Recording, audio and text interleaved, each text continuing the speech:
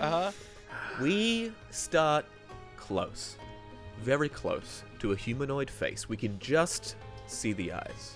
They are not kind. These eyes belong to a person who has an unfortunate habit of making life and death decisions on the daily. And she'll have to make one very important one today, the decision of how she herself will die. Her skin is burnished bronze, almost metallic. As she strains her eyes, we see her translucent second eyelids, an adaptation to the desert's harsh winds, open to see even further. It does her no good. The situation, to coin a phrase from our own language, is completely fucked. We pull back to see just how much. The Warden, which is her title, stands on the flattened top of a gargantuan pyramid, with layers of defenses ringing its mass. It is currently being overrun by an insect-like species which are slaughtering the defenders down below. It almost looks as if the pyramid is floating in a vast ocean of sand. The Warden heads within the massive pyramid, and we notice more oddities. Both hands split down the middle between middle and ring finger, all the way down to the wrist, giving her an odd dexterity. She enters a large chamber deep within the structure. Streams of sand pour from the roof into pools. She steps up to a dais set into the far wall. The wall itself is dominated by a massive set of doors, with more wards, incantations, and glyphs than you could possibly take in. An ancient member of her own race stands guard. We don't understand the words, but we get their meaning. The Warden lets the guard know that his shift is over, and that this will be his last. He passes her the amulet. It is a silver cross with a loop at the top. We would recognize this as an ankh. They share a meaningful look toward the low stone table carrying the book. And anyone who has ever laid eyes on this book knows it's spelt with a capital B. Maybe, just maybe, there might be some way out of this. That maybe is then shattered as a spear thrown from across the room impales the guard. His body falls from the dais. The Warden spins just a moment too late as a similar spear pierces through her side. The spear, bifurcated, two-pronged, leaves a grievous injury. She hits the ground and drags herself, bleeding, across the dais to the table. She reaches for the book. We hear the assailant, the clicking of its insect carapace across the room, but we don't see it. Just a hint of a mandible. And is that writing? Covering it? Flowing over it? The Warden, desperate to get to her prize, reaches, grabs the book, and falls back against the double set of doors. She draws her thumb across the great groove in its center. It almost seems like an apology, as if from a gracious host to an inconvenienced guest. The hall, meanwhile, fills with the enemy, all of them rushing across the expanse to kill the Warden. The Warden struggles to her feet. In one hand, the ankh. In the other, the book. The Necronomicon, the Book of the Dead. She chooses how she will die. With her last scrap of power, she opens two portals, one on each side of her, thrusts her arms through, and the portals close, severing her arms as she is overrun by the enemy. Blackout. Across our screen is written the words 1,000 years later. And we open up on a desert. This time on the material plane. We wind past carefully demarked dig sites as a hive of specialists, know-it-alls, and archaeologists carefully brush away dust from lost and forgotten remnants of the ancient past. We move further, all the way down to the brush of a half-orc, excitedly uncovering a fossilized hand, which is split down between the middle and ring finger, and is holding a silver ankh. Corral, would you like to describe your character for us? Can you guys hear me? First of all, good. Yes. Corral is a half-orc cleric. He is new, a new cleric to the order, and he is doing the equivalent of Rumspringer. That is done by the... Right?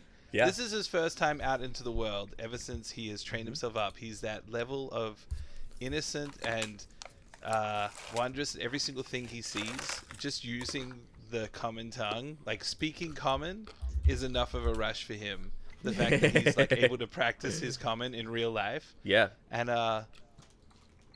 yeah, he is a nerd. And I feel like He is the rest of the a descriptions will follow. And what level is he? He is level 2. He is He level is a level 2. 2. Baby. We see you've just uncovered this artifact. This is very exciting. This, well, I need you to make a check. The first one of our campaign. Ooh. God, so You quick. can make a history check for me. What is Nat it? 20. Oh my god! Oh, Bullshit! oh my god! Oh my god! Oh my god! Oh my god! Hello, is it. there anyone out there? Corral, this is the thing you've been looking for. Mr. Knowles, sorry, Dr. Knowles, your boss has been looking for something like this. You think this just might be it. He's been looking for evidence of the Sandsea. And this hand, with its split up the center, this could be an Assyrian. Oh my goodness. This could be an Assyrian? This is how I find my voice and my cookie monster? No. Sometimes. Using your tools, you carefully scoop up the fossil, hold it up. You don't want to like move it too much. You carefully up. It's got this silvered ank in it. With a natural 20. That's pretty good. Corral, as you're walking along and you're kind of walking between all these dig sites and all these various groups and people, probably about 100 spread over this little like desert, this patch of desert. Kind of walking as you're kind of like weaving between the different pits and dig sites. You're kind of looking at this ank, and you're looking further. And it's like you can almost see something forming in the little eye created by the loop at the top. Your eye is drawn into it. Drawn further and further. From within it you see sand. It makes sense. You're surrounded by sand, but this sand looks different. You feel like it's like waves of sand. Huge, giant waves forming like surf and crashing down. And as you're walking, we cut across a few, only 10, 20, 30 feet from you. Fel, would you like to describe your character for us? This is Nim Boggs. She's an elven woman with clothes suiting, working in the desert. She is currently holding a book and rifling through her notes. You look up at Corral as he crosses this dig site. He is looking with an obvious face of excitement. He is like jittery as he crosses. This also speaks to you. If he's going straight to Dr. Knowles, you need to be in on this conversation. She snaps her book shut and then just decides to start walking, like just turns and starts to walk next to him. Hi, Corral. Corral, right? Corral, you're drawn from your reverie from the Ankh. Yes. Hello. Hi. Am I using the common tongue appropriately? Yes. It's so great, and I am honored to talk to you on this auspicious day. That's nice. Can I have that, by the way? And she grabs for the Ankh. Corral, I think he this is a precious artifact. As much as you are usually deferential to Nim in many things, this is a very fragile piece. I think he throws himself to cover it with his body. He's like, Nim, do you even know what this thing is that I have here? I would if I got to look at it. Okay, if you put both your hands behind your back, both of those hands, Nim. Okay. Both hands. And Kral holds it up and brings it closer. I'm still trying to find my accent. I practiced in the shower this morning, and I was like, I got it. No, you're all good. Nim, you sorry, can go make ahead, a history check if you would. Yes, I would love to. Nim, there's so much to tell you about this act. Let me start at the beginning, okay? So 13. The first time 13. that I read about this in a book, it was just so many different things. It was His really chatter, big, you're really trying to like small. figure it out for yourself as his chatter kind of like flows over you. You end up walking with him. Unfortunately, like he kind of like is like keeping you going as you're trying to get information from him. He's just like bumbling along, and you find yourself right outside the office to Dr. Knowles. Some people say it is 12 centimeters long, but others said it was 8 centimeters. Would But you what please was shut up? The thing that you know is that this could be what you were sent here for. Oh. As Corral knocks on... This is one of the only solid, non-temporary structures in the dig site, the office to Dr. Corral. And a kindly face shows himself. He opens the door. He has dark skin, silver white hair. He's wearing this like little safari suit outfit. He's got this like brimmed hat all the way around. He says, "What ho, gentlemen and good lady? Corral, you're knocking on my... Is this for business or for pleasure, dear lad?" You will not believe what I have found. Ooh, Now, yes. when first I found this, in the first book that I read, It's just the same. Everything that Nim has just heard starts spewing. She out of his slaps mouth. him. Oh, well, a jolly good slap in the face is as good a wake-up call as any. Now, let me see. And his warm expression turns to, like, excited, like, focus as he pulls a well-polished and well-kept, maintained pair of spectacles, puts them onto his head, does that little push-up, his brow of his nose, takes a look, he's like, "By Jove, I think this might be it, good man. Oh, this is too exciting. This is altogether too exciting. This is too early in the day to be having so exciting a thing. Come in. Yes, we shouldn't have this. Have you told anyone else about this?" that it's only 11 centimeters long? No, but it's fascinating. No, because this it's could between be 8 an and 12. artifact from the Sandsea. We shouldn't be talking about this. This is... Come inside. As he heads in, we flip around to literally just the other side of this, the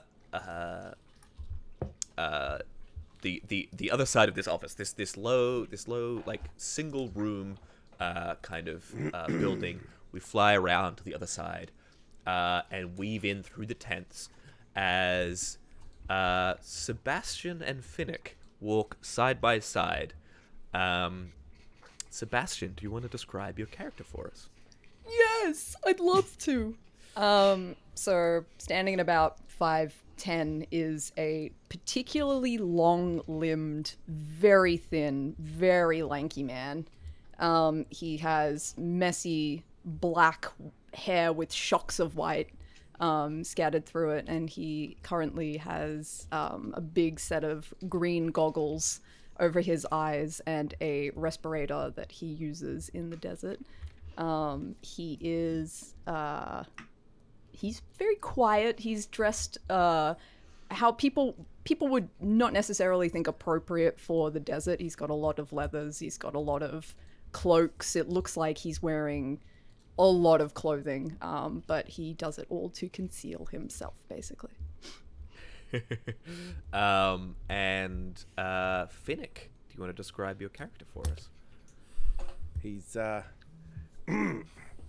he's a little rabbit folk, a little bit taller than usual. He's about 4.5 feet, and he's got rickety goggles himself from nothing special, just whatever he can find. An old cloak from the winds and the sands.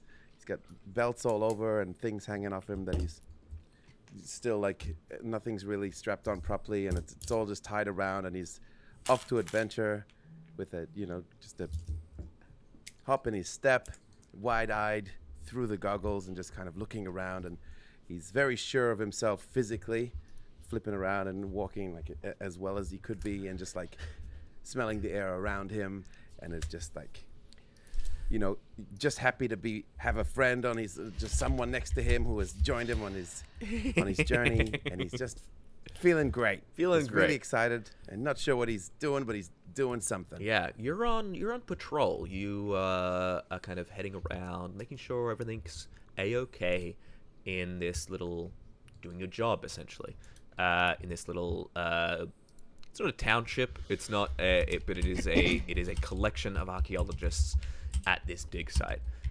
Sebastian, you are giving not a lecture, but a description of the finer points of pest removal to your good buddy Finnick, as that is, given the various critters in the desert, that is quite an important role. And you find yourself, you stumble on an opportunity for some hands-on learning, let's say, presents itself. Which venomous creepy crawly is sliding through Dr. Knowles' window at this very moment?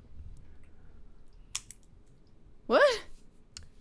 What kind of weird creature, desert, like, venomous creature, like, only, like, about the size of a hand, maybe, I'm giving this to you to make up yourself. Oh. That's a longhorn spiny nose. Yeah. Oh, wow. Is that one right there? Yeah. Sliding through, Finnick, you see it, this kind of like spined lizard, with two notable like horn-like protrusions from its head, as well as a really stickly pointed spine from its nose. It's crawling through Dr. Knowles' window on the backside of his little structure. Now, it's worth remembering that is obviously the technical term for it. You know, anybody who uses anything else is probably wrong and doesn't know as much. Oh, of course. And so, is this like that one we saw? I grab it from the behind the front legs, right? Do I kill it? No. Don't touch these. Don't go anywhere near them. People like this you. is the don't touch. Yeah, this the don't touch. This very venomous poison. Okay. Yeah. Oh, yeah. The poison one. Yeah. Of course. Don't wow. touch. Okay. Do we use a net? Are we gonna do the net thing, or do we just leave it? We're going to leave it. Man. Okay. That's If helping it kills as well. I just want to help. if it kills somebody, it means that they did not listen to reason and they touched it. That's evolution. Right. Of course. Yep. It slips inside the window, and while that does seem to track that anyone who is stupid enough to be killed by it, however, your employer is within that window itself. So okay. Yeah. Okay. Okay. So just leave it. Do I knock? Should I knock? Do I? Okay. We go in. Okay. All Follow me. do you want to follow in through the window? Yes. Yeah.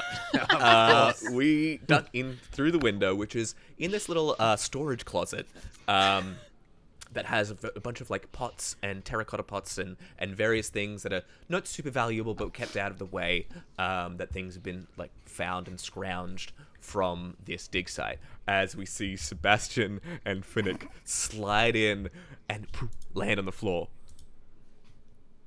Okay. All right. We don't want to startle anybody. Start looking around. Okay.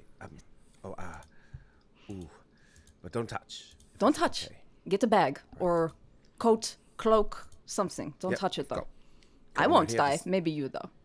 Grabs a little leather baggy sack thing that I've got ready, and just holds it. Not a net, just a little Yeah, like a tiny satchel. bag. Yeah. Just there. I have it.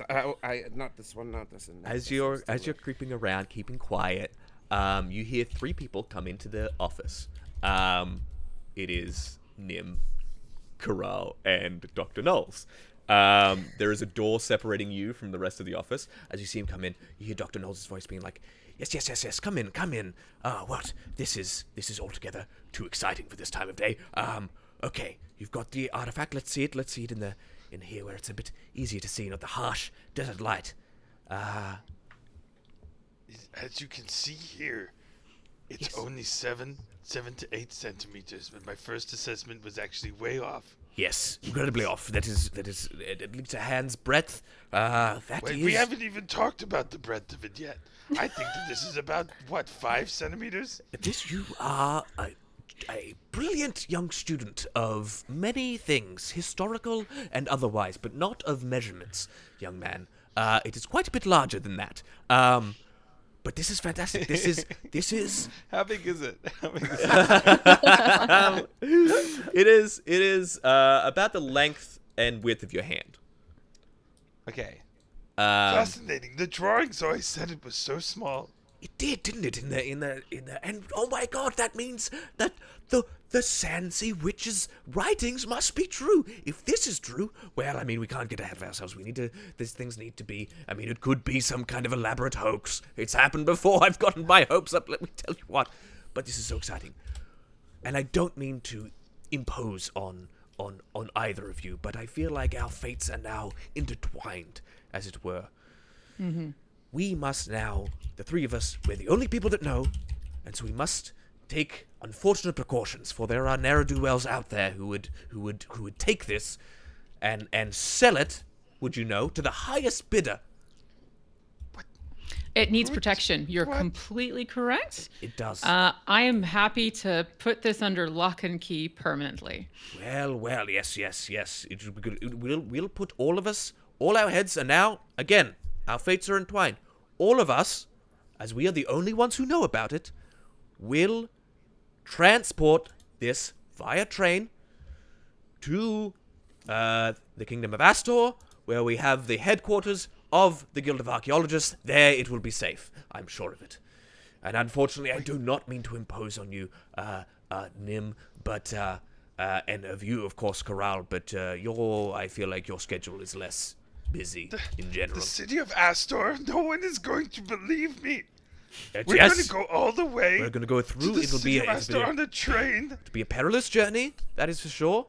But we'll get up to Laruxia and then through the Lafayette floodlands. It'll be a while, but I feel like this is what we must do. But, and this is of the utmost importance, this stays between the three of us. Yes? And we cut Obviously.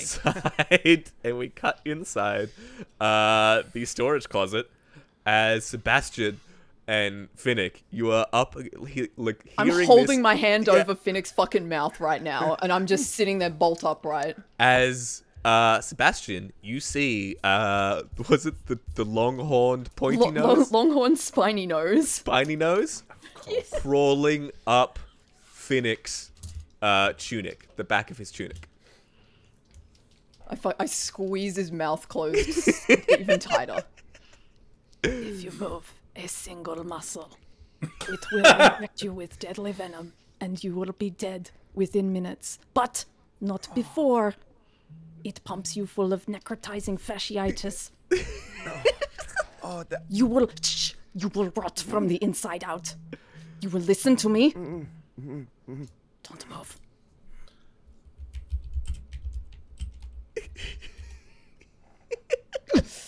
I pick it up. Make a sleight of hand check. Fuck!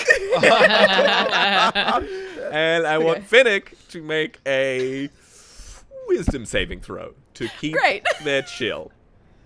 Oh, no. Okay, saving throw. Wisdom. That's when Carl gets his backup character that I'm sure he's built.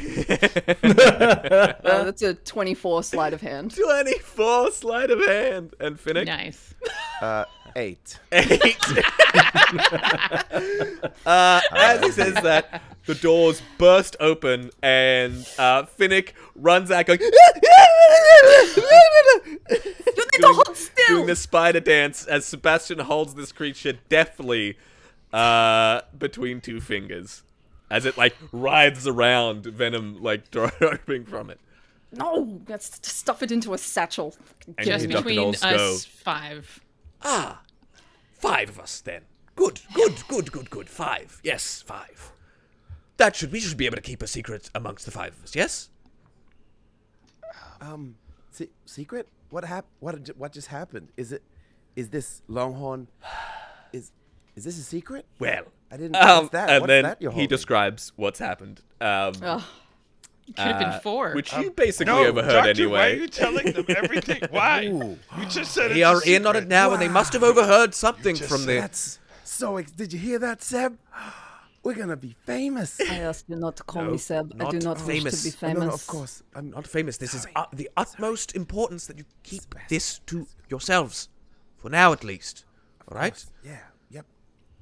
For a price, correct. Hero's For a secret. price. Actually, it may be a bit of a spot of good luck, good fortune that Sebastian and young Finnick here is on this journey with us. It could be very well perilous, and I've said it before, I'll say it again. There are ne'er-do-wells, even maybe amongst this very camp, who seek to do us harm, who seek to sell out our the worthy study of artifacts, and they're returning to their rightful culture out to the highest bidder. Can you imagine such a person? Ne'er-do-wells. No. Did you hear that, Sebastian? It is absolutely shameable. Shameable. Oh, this is just- Shameable. And we cut just wanna help. 15 minutes to the future as Nim contacts her her people amongst the blackened coin. Nim, what does this look like? So this is no longer Nim. This is Mears. Yeah. We see what does the shift look like actually? We see this is as like everyone's gone and to like pack their things together. You're gonna leave like today. So Yeah. Knowles has sent you out. What does it look like as Nim Shifts. shifts? That's actually, you know what? I don't think Nim like shifts openly. I think what she does is that she does it like under a sheet or something so that Yeah. people don't actually see it happen. Oh, absolutely, yeah. It sounds awful though. There's like Oh, is it, popping like- and like yeah, it's not a great sound. But out from underneath the sheet comes a mouse person who's shorter than Nim and has long burgundy hair and wearing thieves' leathers. Thieves' leathers. You sneak away from the desert, this desert encampment, scurrying across, and at a point that you know exactly, you dig up a little box, pull it out, open it up, and inside is a speaking stone. She turns around and she goes, "Hello? Hello?" And we cut from there as you give your report, and we cut to a very different scene. This is miles away in the town of Laruxia. Kyan, this is still like desert adjacent. There is a lot of low, very we see it like we're looking out this window as we see like a lot of low buildings, nothing more than like 1 or 2 stories, a lot of domed roofs. This city is built for the heat. A lot of clay buildings, a lot of thatched roofs. But this, we're looking out of a 2-story building, and we see it's like getting to as the sun is setting. It's like that golden hour as the whole city looks like it's aflame. As we see a figure climbing in through this window. Do you want to describe your character for us, Kyan? Kyan is a bugbear. He's about 6'6". Usually gets told he's a little bit bigger because he's got longer limbs, being a bugbear.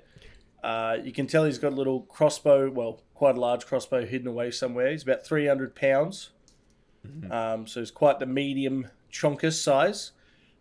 Best way I can describe the clothes is imagine like a Tuscan raider, but without the mask type thing. Yeah. Usually likes putting some sort of like skull or something over their head to cover their face and or something along those lines. Yeah. But yeah, very, very stealthy looking thing, and yeah, he's a big old bugbear. Yeah, we see this figure like lively, so like really dexterously for a creature that size and that like long limbed, almost with like ape-like dexterity, just kind of like eases through the window, and then there's the smallest amount of slip as we see him like readjust and pull his cloak aside, and we see there is an arrow embedded between his ribs as he eases the window closed, This is your safe house, Kyan. What does this look like? I think the safe house would be full of things that are not exactly extremely expensive, because if it's expensive, I can sell it. But it would just be things that are very minimalistic, but I know that they have some sort of value long term. Yeah. So there's collectibles there, but it's not traditionally collectible stuff, if that makes sense. Yeah. It's like little knickknacks and like niche things that are like maybe have. Do they have sentimental value, or do they have like? Absolutely not. Absolutely not. Absolutely not. They're worth money. This is one of many safe houses that you have. This is one that you have allowed some people to know about, as like it's a place that like potential clients could come and like commission you for work. And you've just come from a job that didn't go entirely smoothly, given the arrow sticking out of you. You with an incredible amount of poise, you stumble over to the table, sit yourself down, put what you were holding, which is, we see this like obsidian mask, place it gently down, and then see to your wound. How does Kyan see to his wounds? I would imagine I would sit down sort of the way I'm sitting now. I would sort of pause for a second. Just go, yep. And then rip it out. It would be... The blood starts, you just jam out. It hurts going out because it was like the broad head of the arrow comes tearing itself out. You grit your teeth, place the arrow down. Your blood is just like pouring now pretty profusely. Thankfully, as a bugbear, your fur tends to kind of like partially keep it from just like bleeding and bleeding and bleeding. But it is just like you're gonna have to see to it at some point, and at some point soon. At that moment, however, there is a knock on the door. Okay. I stumble to the door, I guess. One hand holding the blood in, you open the door to a sight that, frankly, pisses you off. It is the scruffy figure of Venus. She is she wears like a threadbare like coat and tails with a top hat, all of which looks like it has been like repaired with like patches.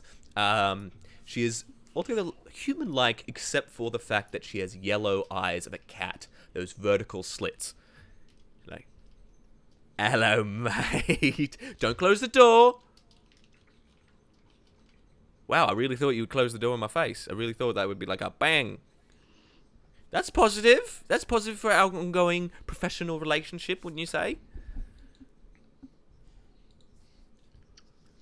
I have a job for you. This is going much easier than I thought it would go. Are you open to taking work at this very moment? You are bleeding. I can see that you are bleeding. Is that... What do you want? I'm sorry. I apologize for the way that it worked out in the throne. That wasn't my intention. I'll double your fee. How's that? Penis, what do you want from me? I have a job. I have a job, and it's the kind of job that your particular expertise, and I feel so rude being kept out in the hallway. You don't even invite me in. Because I hate you. Okay, all right. That's... Why would I invite you into my premises when I hate you? It doesn't make any sense. Rightio. That's fine. I just thought, as professionals... I literally call you penis. That's very rude. That's very rude. Listen. Look, I just mean as two professionals, alright? We can have some professional standing. Right? The professional standing would have been that you paid me for the last 3 jobs. I'm still waiting. That is coming. That is coming. I swear. And look, it's not on my end. If I had the money, it'd be in your hands, mate.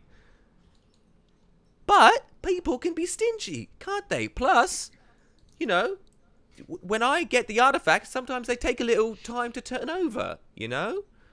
I can't... There's not everyone is in the mood for buying obsidian masks and haunted bits and bobs, you know?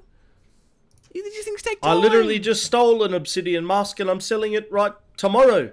Okay, well, all right. That's incredible. That's good for you, all right? I'm saying that I have a job and I understand we have history. I understand that, but I want to bury the hatchet. There's no history. You're just a dick. Hey, my dickin' days are far behind me, all right? Okay, what's the job? All right, he's for a shadowy client that has paid up front, which is pretty good, right? Hang on a second. That means you can pay me. I can pay you. For the last jobs. Well, okay, For the last no, jobs. for this job... You just got paid. You said you got paid up front. That means that you got paid your share. You think I'm stupid? For this job, yeah. No? What about the money you got paid for this job? Right. You put your foot in it, didn't you? Little bit on that one. No, you put your foot in my blood. Could you please move your foot? Yeah, I bled on your shoe. All Yep. right, that's these are expensive. They were there at one point. They were. All right. Fine. I'll pay you. I'll do the job if you pay me for one of the last jobs. Up front. And my money for this job. She like pulls a little purse out.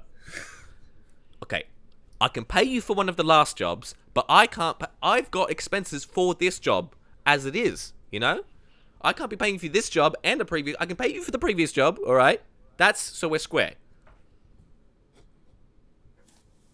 Okay, I'll do it. What's my pay for this job? And I'll do it under one condition. What's the condition? You pay me for the last job. All right. You pay me on completion. Okay. And I want you to say, hello, my name is Venus, and I'm a penis. I can't, mate. Come on. We're professional. We're above No, that kind of. I want you to do it. Well, I mean, it's I want to hear it right now. That's. It's only you and me. She looks around. My name is Venus. I'm a Venus. Yeah, that'll do. Yes. Yep. Now Right. piss off. All right. Now, but you need to know the detail. The train is coming. I heard from my. It's come through a lot of words, but essentially, this train is coming from out in the dig site, coming through Laruxia. It's going to stop at Laruxia for supplies. You need to get on that train. Yeah. You get on it. You make sure you don't look, with the skull mask and stuff. You got to look like a reasonable fellow who's just catching a train. Make sure you're not bleeding either. That kind of thing, yeah? Okay. You got a stare on you, buddy. Yeah, you just keep fucking talking. Just It's tell me what the important job is. information. So, You make me feel like I need a notepad. all right, once it's in motion, the train will kick on, right? In the last carriage, right, should be a crate or some kind of, it should be the storage carriage where you'll find supposedly an ankh. An ankh of who? I'm not 100% sure what it is. Our clients, dark, mysterious motherfuckers as they are, they said it with a lot of confidence, and I didn't really ask a lot of questions. But you got a person on the inside, right? Oh, who is it? You know Mears. You've worked with Mears before. Oh, Mia's is okay. Not like you. Oh, hey, all right. Mears should be on it. She'll be your inside. I think she's disguised as someone or something. So, meet up with her. Get in there. You grab the loot, and so I'm told they want to extract you from the roof of the fucking train. Beats me. Okay. That could have been much easier. I Get know. on the train, steal the ankh, meet up with Miz. Don't be a penis. Okay, I mean, that's I am yes. That is yes. Can you go away now? I really don't enjoy your presence. All right. I mean, there's no need to be rude. We're all okay. I mean, I will go. Have a lovely evening. I'm bleeding. Okay.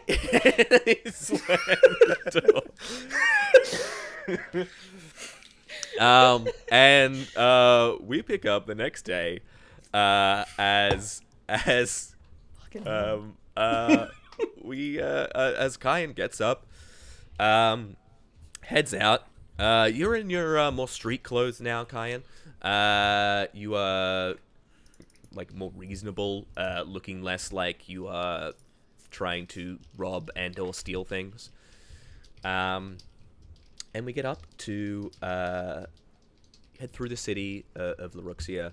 We actually have a little map, I believe, that I forgot to put on here. That's good of me. Yep.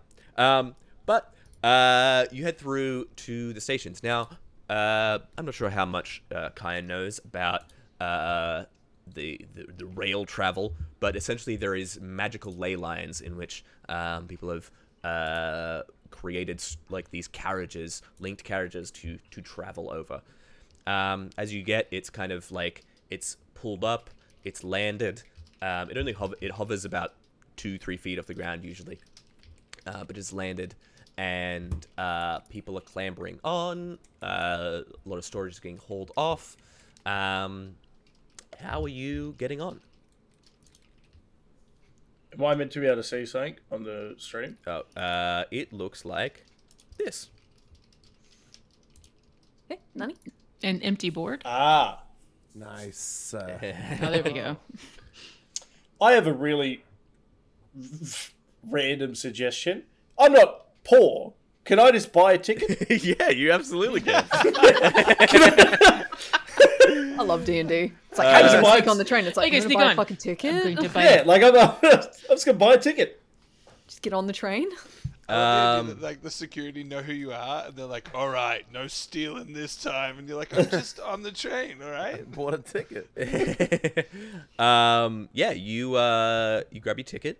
Just to be very clear, I'd like to buy a ticket under a different alias, which I have many of. You go to the little man. He's got a little hat. And he's got a little red coat. He's like, "Yes, sir. Would you? Is this for business, for pleasure?" Ticket!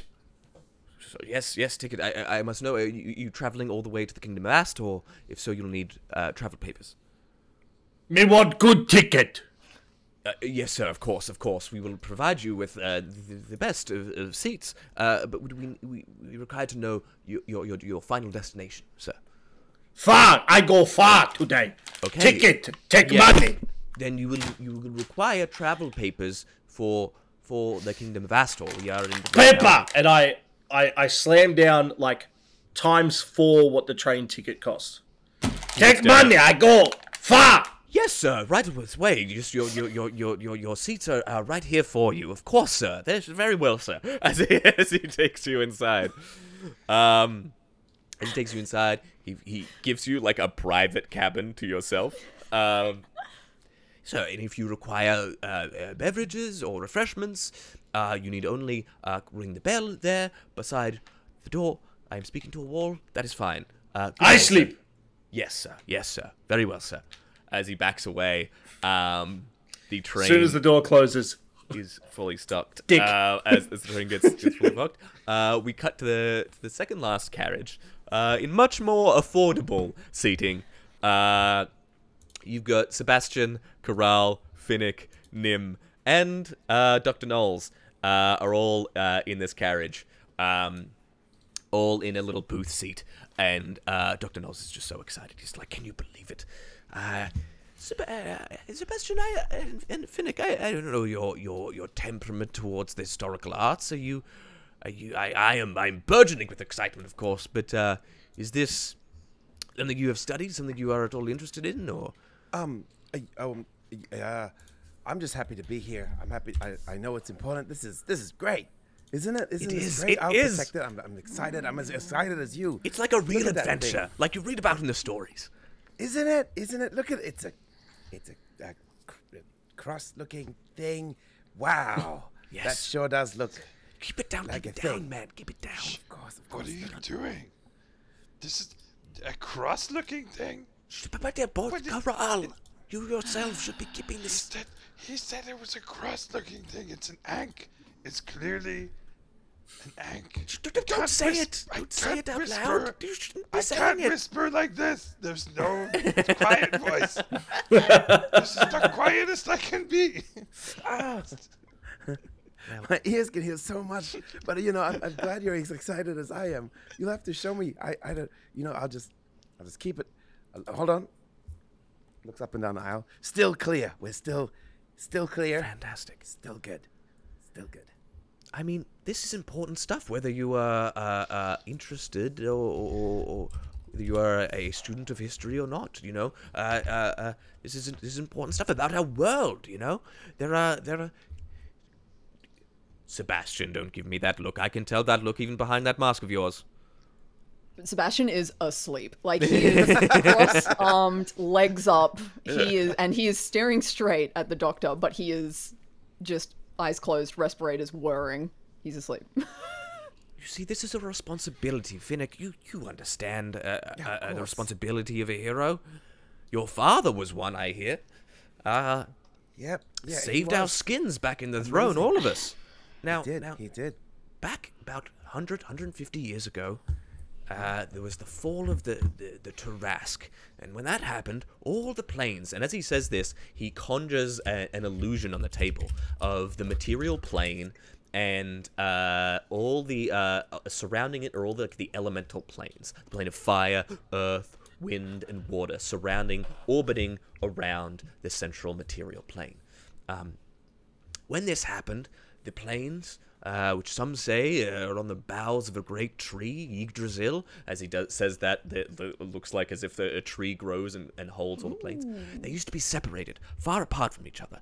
But when the Tarask fell, they all became we became much closer neighbors, we'll say, to our lovely friends across the way, plainly speaking. And now things from across the borders wash up, so to speak, on our shores, both literally on our beach shores, but also in various places of high elemental energy. Deserts are a high source of elemental energy of both the plane of, specifically of the plane of Earth.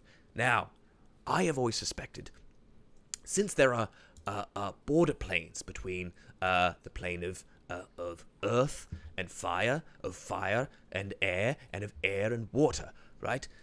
That there surely must be similar overlaps between the opposite elements, water and fire, earth and air. But I was called a kook. But the writings of the Sandsea, which say that he traveled through this place, this Sandsea, an overlap between the elemental planes of earth and air. And this, well, in the carriages, could be, finally, proof of it.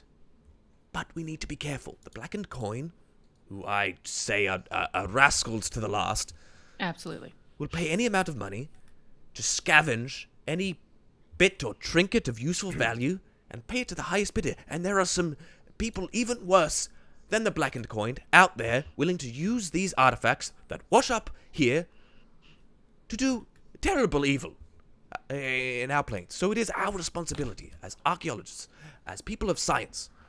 And Sebastian, I know you're pretending to sleep over there, but I think you wouldn't have taken on this job if you didn't think that we were worth something.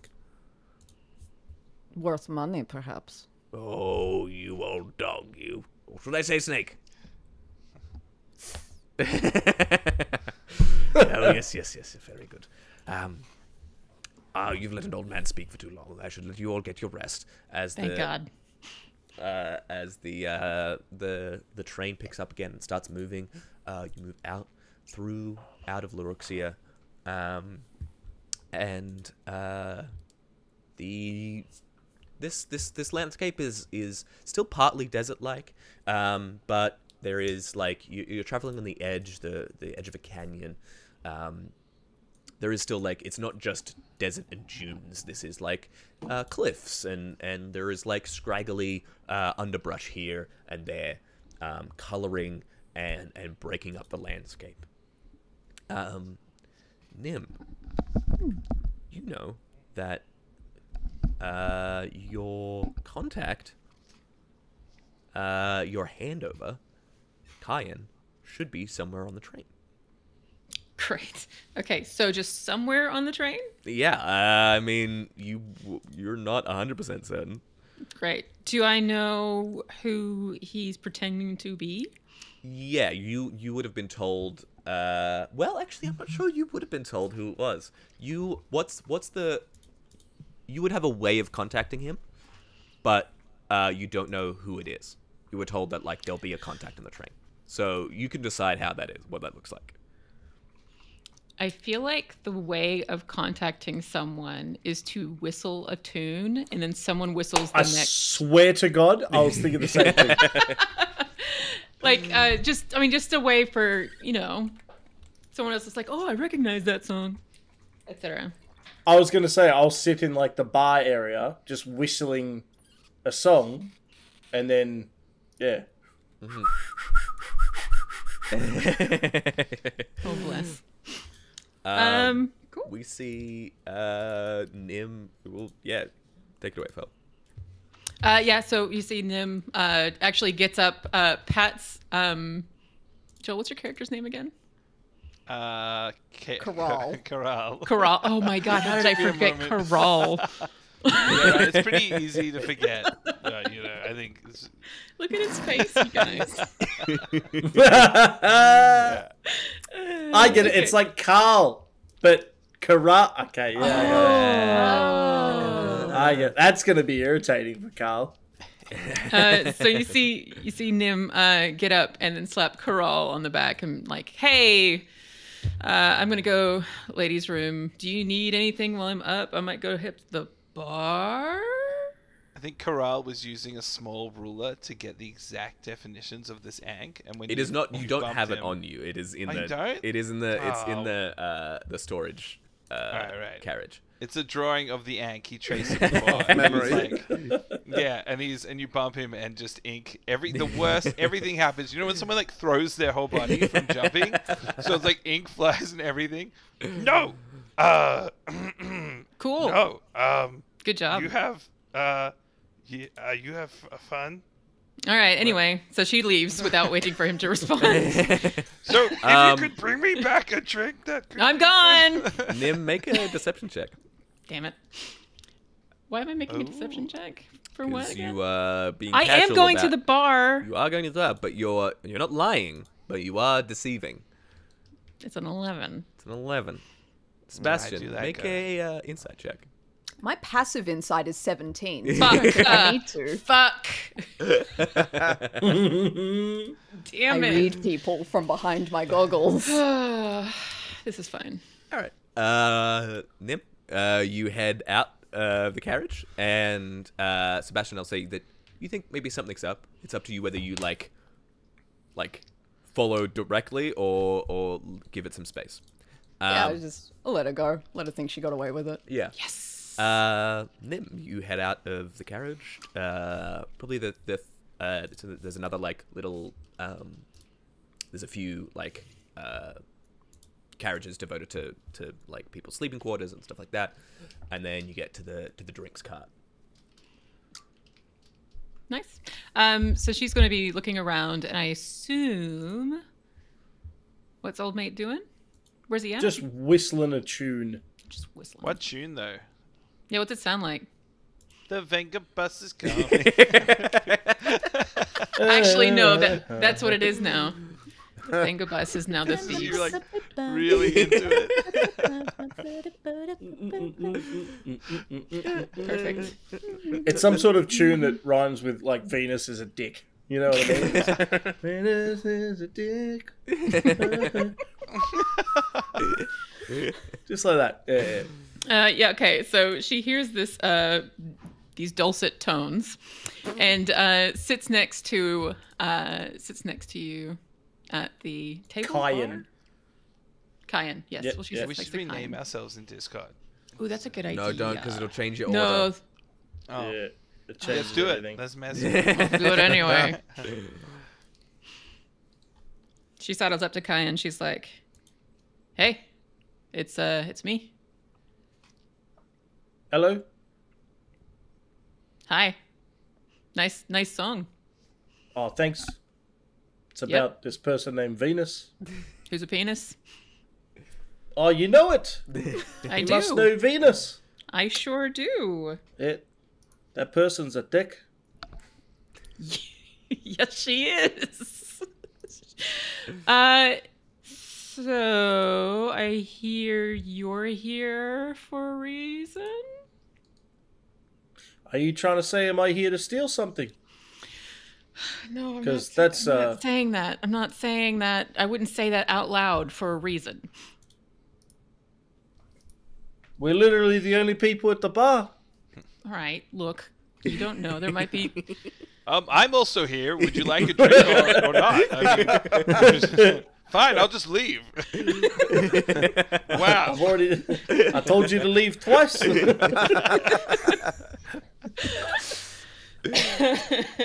Yes, I think we might be here for the same reason. I'm picking up what you're putting down. Great. So the Zach, sorry, where's the Ankh being held again? In the final carriage, the very last So it's, carriage. it's the last carriage. Is there anything in there that I need to know about? Like, do we know if there's guards in that carriage? It is That kind of locked. thing?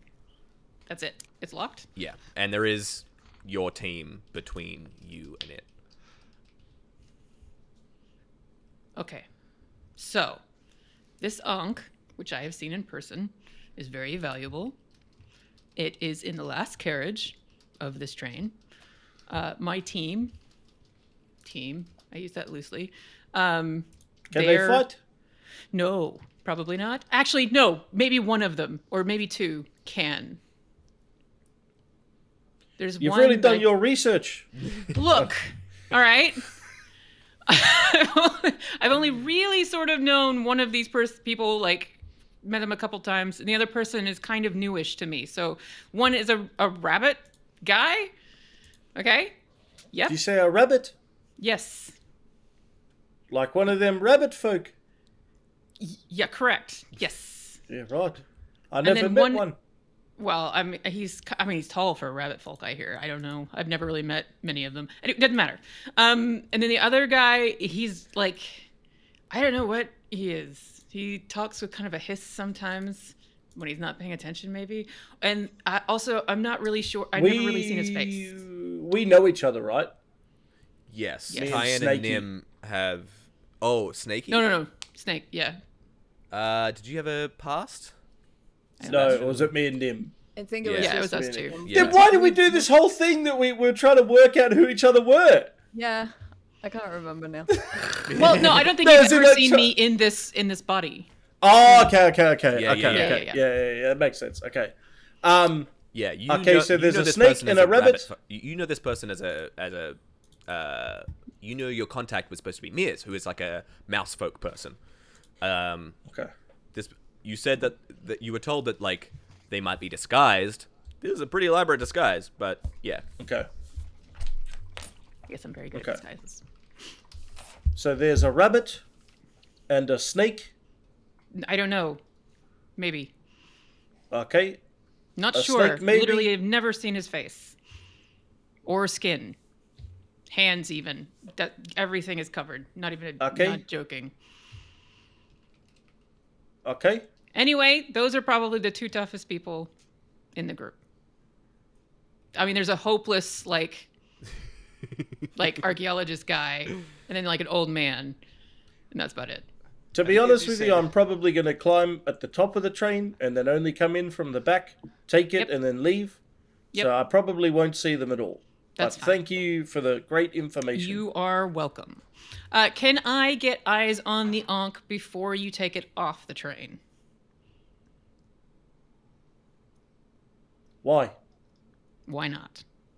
Do you work for the person buying it? No. You know the rules? That is an extra step that makes things more complicated, does it not? Fine. The job is get on the train, take the artifact, get lifted off the train. I'm assuming with you, so you know the plan, and then leave. Or I get lifted off the train and you stay here because otherwise they're going to be very suspicious. For me to stop and add an extra step so you can have a little sneaky peeky weeky doesn't sound like a very good plan. Hey, Nim's been gone a while. Is this okay? Is everyone? Are we all right? Is that? Should I check? Should I check on Nim? Is that helpful? I'm sure maybe you know with travel that she could be experiencing gastro distress. You know, The Don't bar's want to- just in the next. No, Nim is getting me a drink of water. I said very clearly that Nim to Okay. get me water for this ink. It's so. Is she drinking it? Maybe are you sure I can't? I I should. mean, you're welcome to go and see What if how she's she's doing, in but danger? if she is Maybe it's really, danger. if she's really wrapped around that porcelain express, you don't. Sebastian want to really stands bother. up and he just fucking walks past them. oh, it's okay. Seb's got it. Sebastian. You just go back to being quiet. Just like, Before he goes, Seb, fuck, he's already got a nickname. Oh, I'm so mad. He leans over to Finnick and like almost like non-verbally says, "Keep your eyes on the back cart. I'll be back." What's on the back cart? Did we? All right. Well. Sebastian, make a stealth check for me.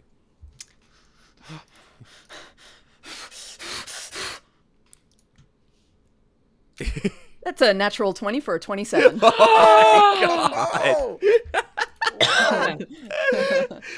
A lot of big rolls. No, for the first not all of session. them. No. Not all of them. Sebastian, you get up to the drink cart door, and it has a little window in it, and you peek in through, and you can see Nim talking to some fucking massive dude, massive bugbear, and they're having a very intense conversation. Is there a way that I can counter to know if someone's sneaking or like spying on me? Is that a thing? Yeah, a perception check would be it, but you'd be trying to beat a 27. Yeah. Can I try? Yeah, you absolutely can try. I've got perception, survival, and investigation are my proficiencies. Okay. So what do I click on? Just roll a perception check. Perception. Yeah.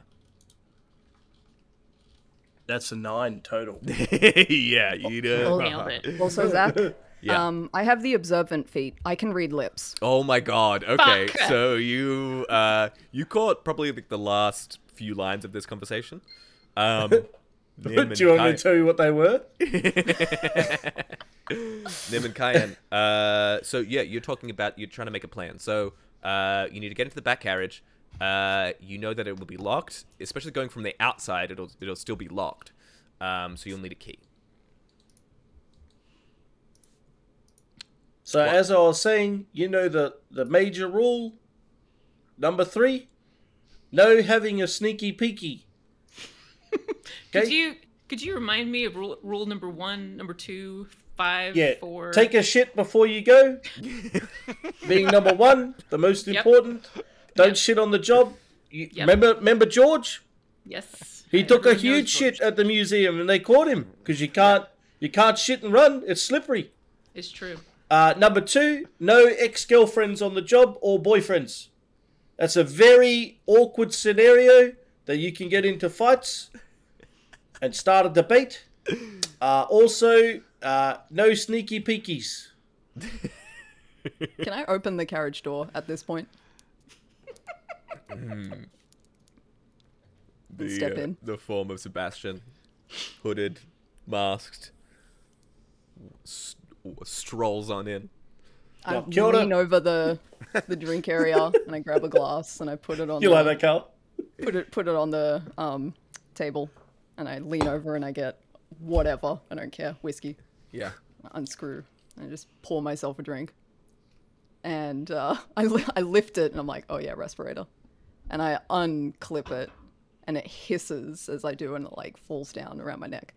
And it is just rows of horrible, sharp teeth stretched all the way up to his earlobes, basically. And it's pretty gnarly. Like, it's obvious why he keeps his face covered. And he's covered in scars. It looks like he's been burned by acid, and so his gums are exposed, and he's got missing parts of his lips, and he's just horribly disfigured. But it looks like he's always in a permanent smile. And he takes the shot, and he throws it back, and he sets it down. So what's the plan?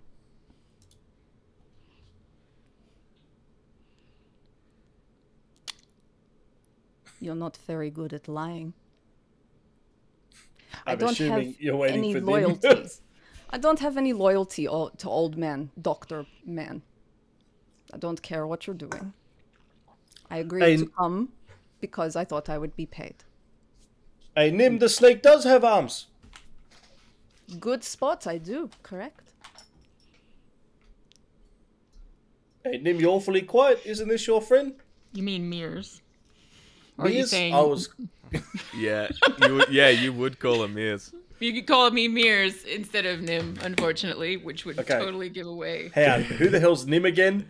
Nim is my the archaeologist version. Oh my god, this campaign is going to be hard. That won't be too much of an issue for very long, I'm thinking. Yeah. Hey, Mears, the snake has arms. Yeah, he does. Yep, and teeth, if you noticed. Teeth and arms. I'm not here I'm not too worried about... I'm not. I mean... look, I would like to believe that. But I don't know that I can trust you. That's fine. I want to cut. This is between you guys to sort out. I'm just here. I got a job to do. Yeah, you're not going to get much out of him, cut wise. Half.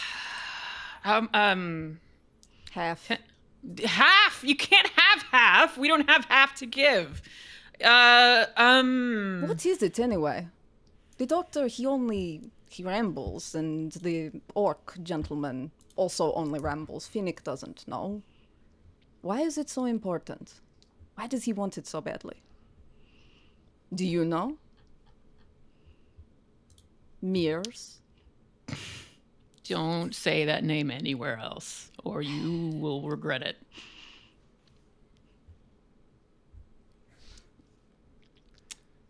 So...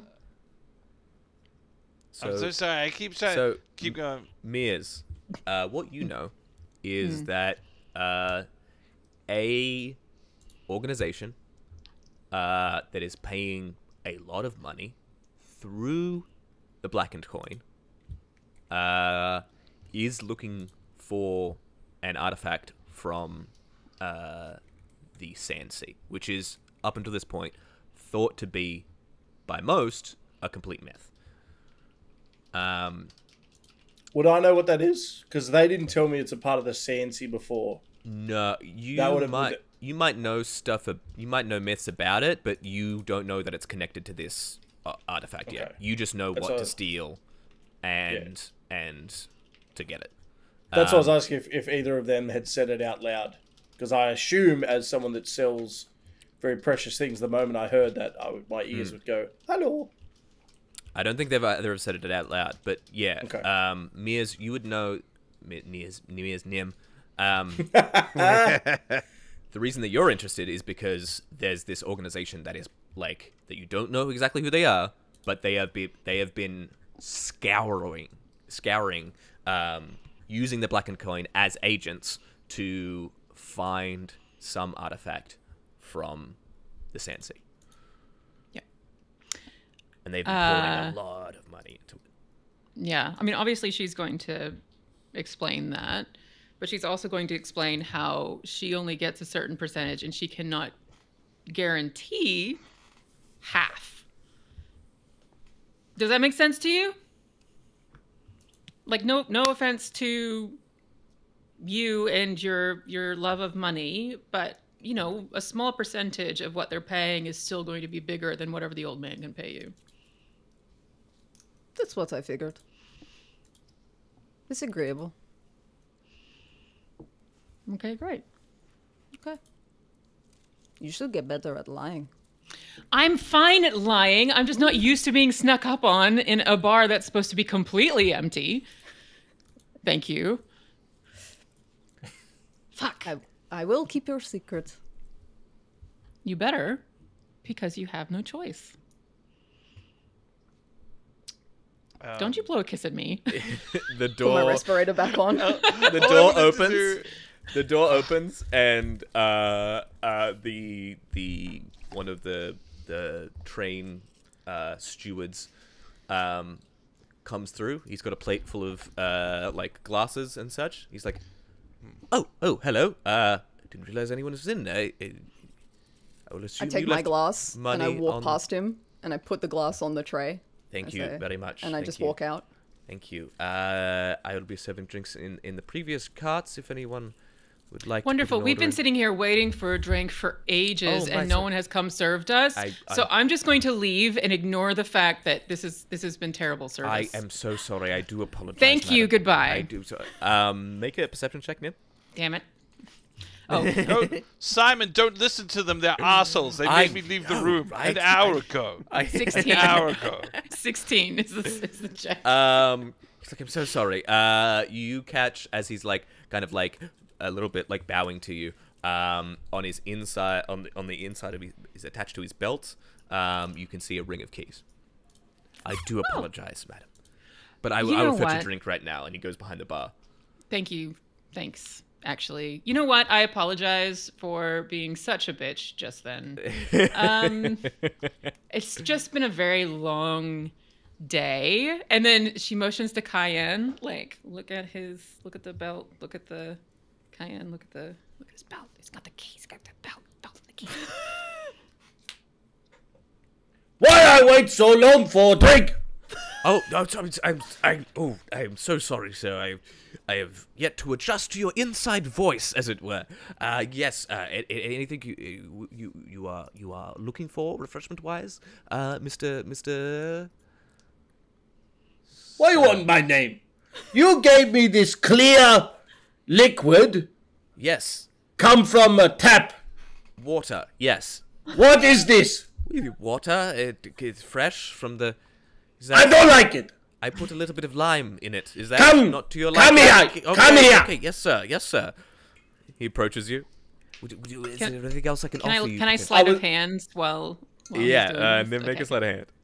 When I put it back down, I want to make it look believable that I'm putting the glass like this, and then it falls onto him. Oh, make sense? So right. when and I you put put it it down, it spills on him. and Okay, yeah. then roll with advantage. Yes. Let's go. All right, so the first one was better. The first one was not a 1.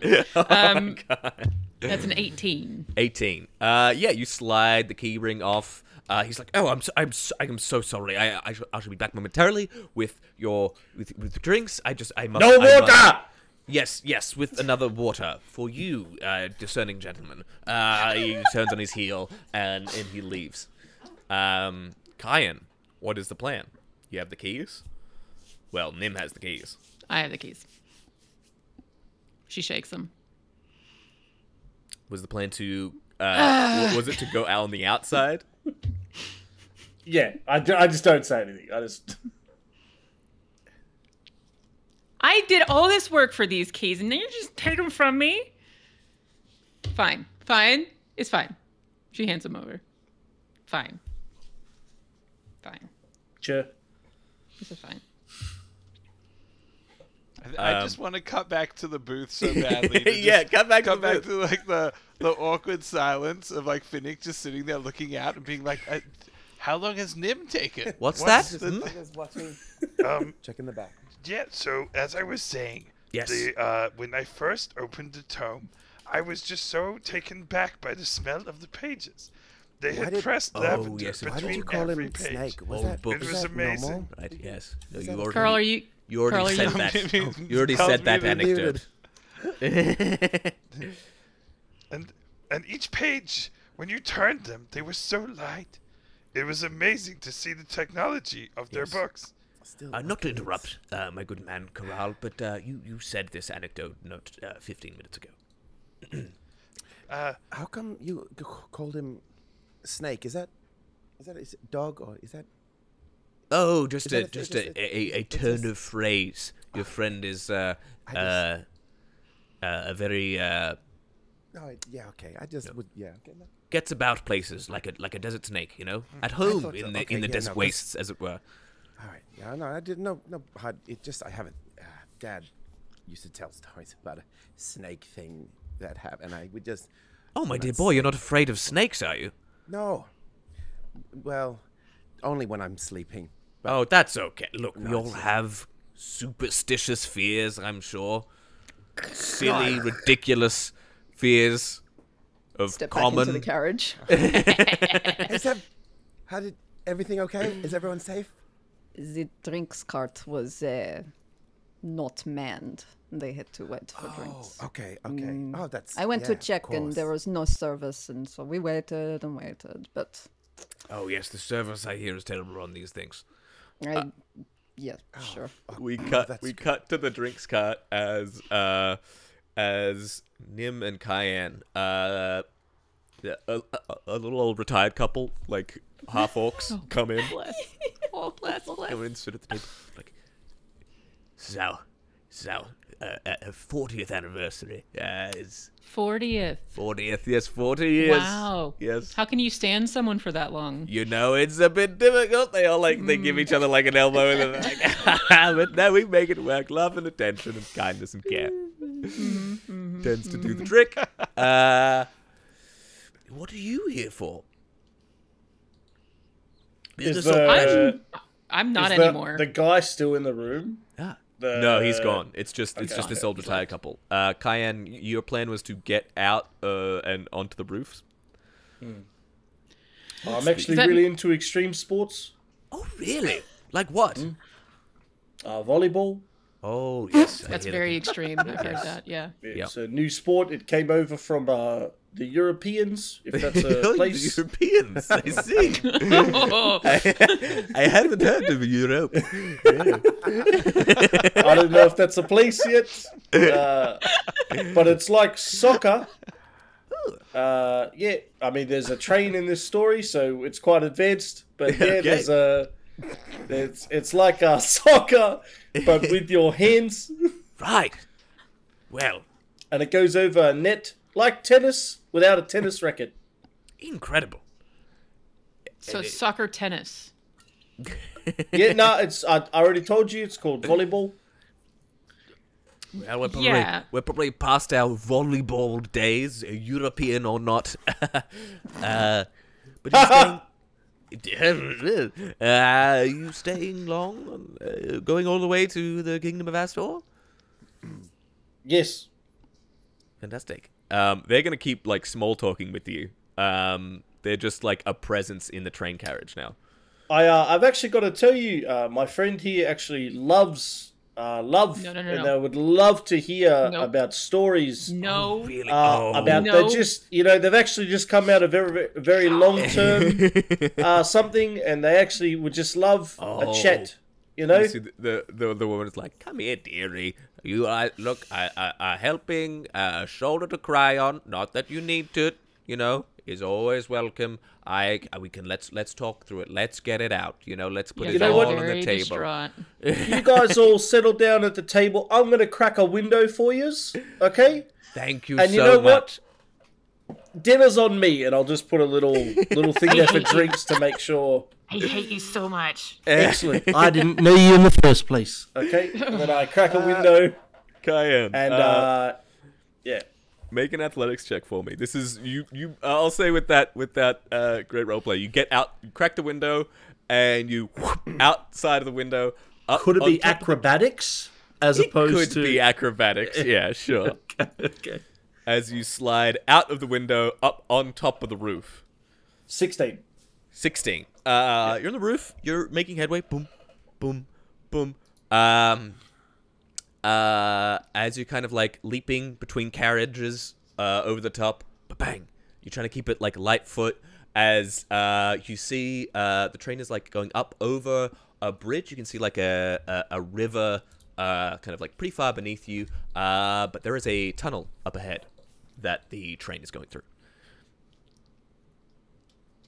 What do you do?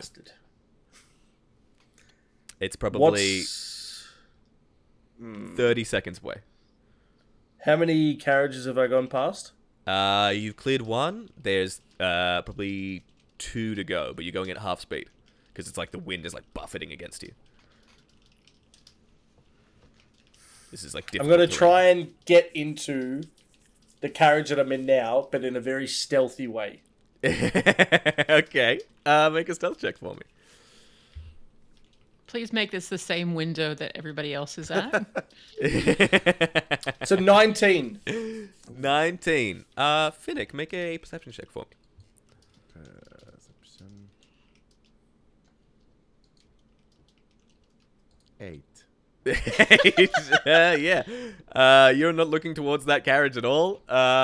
As Cayenne, you crack open the. This is a different carriage. I was just going to see if you happen to look through the carriage into another carriage and spot anything unbeknownst. But Cayenne, you crack open the there's a hatch on the roof. You have to like quickly like you draw your sword, slide it in, crack it, and get in. You slide in, and there is like you're just in someone's like sleeping quarters. Oh my You're sitting God. there.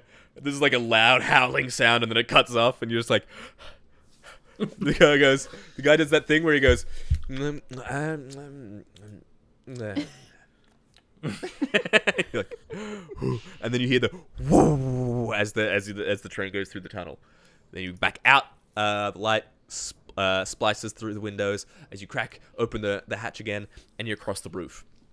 As you're going, Before I go out there, can I Yes. do something? yeah, absolutely. Excellent. So did I see Mr. Rabbit Man? We'll say you dropped down to the floor. You looked out of the peeked yourself out of or at least like through the window of that room, and you could see the rabbit folk, Corral, and Mr. Knowles, Dr. Knowles. Okay, now if I know anything about rabbits, as most people do, Yeah. rabbits hate snakes. Okay? True. So as I am in that little carriage, sticking out of the door, I'm going to cut a bit of the rope off that I have on me, Uh-huh. and I'm going to leave it on the floor. Wow. Right?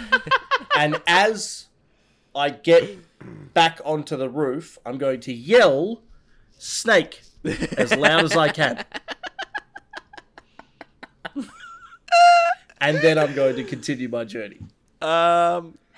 Yeah, you jump up on the roof, you start climbing across. Finnick, make a wisdom saving throw for me. Buddy. My poor boy. Leave my child alone. Well, I don't know if he's a child. Hell. Higher than that. 6. Okay. Yeah. Oh, I love this stupid game. Big roll. It's a stupid game. Kyan, you're like giggling yourself as you cross the last carriage to the end. You have the roll of keys, so you can you'll have to. It was jump- more to create panic, by the way. Absolutely. Yeah. As you leap over the back of the train, and there's like a door set on the end, and you jangle with your keys. We cut to Finnick. Finnick, you are panicking. Because you flip the table. You're kind of like backing up. The snake is between you and the door to the rest of the train. You're backing up all the way to the door of the other carriage. You're just like, get it away, get it away, get away. The only thing that you want to do is get away from the snake. You have, I want to say, we're gonna add a little trait to Finnick that he is deathly afraid of snakes. yep. No. I just, It's I cool. Of course Indiana he is. Jones Like, was he too. Absolutely is. Cool guys. I just picture in my head, he keeps like looking at the bit of rope, but then looking at the snake person in the party, just going, ah! Well, He doesn't know. He doesn't know. okay, that's doesn't- snake. That's Nobody's snake. seen my face. I haven't told anybody. I don't know Yeah. at all. I'm, You see everyone's panicking and kicking it around, making it look like it's actually alive. Finnick, the only way out of here is either through a window or through the locked door behind you that you're like backing up onto. The door to the storage crate. container. Straight out that as whatever I need to. I'm. I could. Seb said, "Don't touch any of the wildlife," but I need to. Something. I think I heard a noise in the room. I heard a noise. I gotta check the. We just have to make sure all things are safe. Yeah. The door. Why is this not opening? I'm just. It's locked. Okay. What do you do in panic? What does Finnick do? I know. I'm supposed. Seb, are you good at catching snakes? I don't. Am I there? Okay. Can you sort? Where am I? Oh yeah. So, then yeah, you're walking- there. You're around. The panic has gone. There's a lot of chaos and commotion in here. People are kind of like yelling and screaming, thinking there's a snake on. There's a lot of like older tired couples and like people who are like new to like not used to things. They've heard stories of like dangerous and venomous snakes in the deserts, and they're like freaking out. I'm holding my empty bag still again. Dr. Knowles is standing up on the seat. He's like, Sebastian, please, you're good at this kind of thing. Please. I stick my head out and grab Finnick by the scruff. What? What are you complaining about? There's a snake. Where? Where? Finnick, you need to get out through that door, or else like the snake is going to be on you. You feel like. Oh no. Yeah. I need to get a. Stop fighting me! Where is the snake? Pointed it out to me. It's there. It's moving. It's. Where? I'm like looking. I'm just trying to move. Looking at the snake. I'm like I can. Let go of him and I walk off to go and find it. Finnick, what at do you the do? Door. I'm just heading straight for that door. So it's locked. Yeah. Yep. I'm standing with my back at the locked door, trying to sort of figure it out with my hands behind me. But you're someone with not a small amount of power to you that is available at you if you wish it to be so. What do you do? So do I have a lockpicks or anything? I don't know if I'm too You don't have your panicky. lockpicks, but you have weapons. I do. Yeah. So I don't even. Is that door like a metal type door or can it? Yeah. So can I? You feel that like when it's only happened a couple of times and it's only happened in great need, but your body doesn't know that snake's made of rope. You feel like power emanating from your chest out across your hands, and you feel as you kind of like reach for your sword. What does Finnick's sword look like? Do you have a sword, or what kind of weapon do you have? Yeah. It's like a small. Yeah. Little. So, it's like a much. It's a very straight, very thinner version of like that oversized dagger from the Hobbit type thing. Yeah. It's just. Like Sting. And you need to get through this door. And as you pull, and just like a hot. Well, tell me what it looks like when Finnick uses his divine smite. Oh no! It's like it just feels like a sort of a cloud, but it's a cloud of like a sort of this cyan teal blue that's just like emanating around, and it's sort of like coming into being and out of it. It's like dusty but smoky, and like tiny little particles, and it's kind of just like puffing and sputtering. Cool. But it's not really solid, but it's definitely a thing, and It's just like it like puffs and then like sputters, almost like between electricity and like a dust cloud, like kind of like like it's like trying to form, and as it does, it's kind of happening at the same beat of your heartbeat, which is like going super quick right now. You turn, and in a desperation to get away, you drive your sword through, and like a hot knife through butter, it just pierces through the door. You cut through the hinges, and the door comes bang down as you scamper out into the storage cabin. That is all like there's all like netting, canvas netting, holding a bunch of crates and towards the walls, keeping it secure. You stumble, fall, pick yourself up, look in as Cayenne steps through the other side of the storage cabin carriage, and you make eyes. As Cayenne, you were like, I think, for dramatic irony's sake, you're like cracking open the box that Nim told you about, and you're reaching in. Finnick, you know that this is yeah, you know what this is. This is your crate. Hey, ho, haha. No, that's ours. I'm protect. Ooh, hello. You're a big one. That's that's ours. I think you might have. Did you see that? You must have opened a different. I thought you. That's ours actually. You can't actually go in there. So unless it's a mistake, which it must be. But if it's not, I'm gonna have to tell you to leave that where it is, please. Now, I can only do 2 things as a level 5 Gloomstalker unless I've done my character completely wrong. I can disguise self, which I mean, I wouldn't have time to do that because I already made eye contact. But the only other thing I have, and I didn't even know this, I have a thing called rope trick. Right? So you touch a length of rope that is up to 6 foot long. At the end of the rope, it rises into the air until the whole rope hangs to the ground. Can I? You said the boxes are all tied up by rope, right? Sure. Can I touch the rope and make like a rope fence? I'll say you can't make a rope fence, but you can touch one of these ropes and use it as the component for your spell. That's actually really clever. It rips itself up, and crates and stuff can go spilling everywhere. Perfect. That'll do. Yeah. Perfect. Bang. Finnick, first thing this person does as you confront them, reaches over, touches the netting, and it rips itself free, and crates and stuff go smashing around. As it does, the carriage itself goes, reaches to the left, reaches to the right, and as it does, a whole bunch of crates burst open. People's luggage starts to fall like left and right. Sebastian, you're in the hall. This chaos in this carriage ahead that you're in, which borders onto the luggage carriage, is nothing compared to the cacophony that you heard just inside. Corral, you hear it too. I sprint. I'm going after because that's where Finnick was, so I'm going to look for him. Yeah. Sebastian, you run in. Corral, what are you doing? I think Corral runs out and is like, Why is there a piece of rope on the ground? as he starts looking around. What do I see? What do we see? Yeah, what do we Corral, are you running into the luggage carriage as well? Yes. Yes. You run. You see. Sebastian. You see Cayenne, the person that you were just talking to, with the ankh in his hand. There's a sea. There's a chaotic mess of luggage and crates smashed open between you both. What are you doing? Finnick's there. Finnick. Yep. You know Seb, the last things. Oh my yeah. Seb, oh God, look. Look, get him. He's obviously here to get...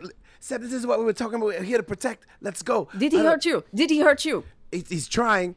I think he's trying. I wasn't sure, but he's definitely here for the thing, the cross thing, the ankh. Is that what it... At that, Sebastian's going to level his gaze at Cayenne and say, nothing personal. And he is going to use his Blood Maledict. And I'm going to use Blood Curse of the Bloated Agony on Cayenne. What does that do? As a bonus action, you curse a creature that you can see within 30 feet. Until the end of your next turn, for the duration, the creature has disadvantage on strength and dex checks and takes 1d8 necrotic damage if it makes more than one attack on its turn. Whoa. Okay. Around. At that, let's roll a quick initiative. Okay. Oh, 7. 21. My -1 modifier. What'd you get? Panda? 1 second. 21. Sorry, just 1 second. My door's ringing. Yep. 23. 23. We'll say that happened on your turn as well. Just, Sebastian. Damn, that's some high ass. I like nuts. 23, 21, and 8, was it, for Corral? It was 7. It was a -1 modifier, so it's a 7. 7. Oh, my Strong mistake. 7.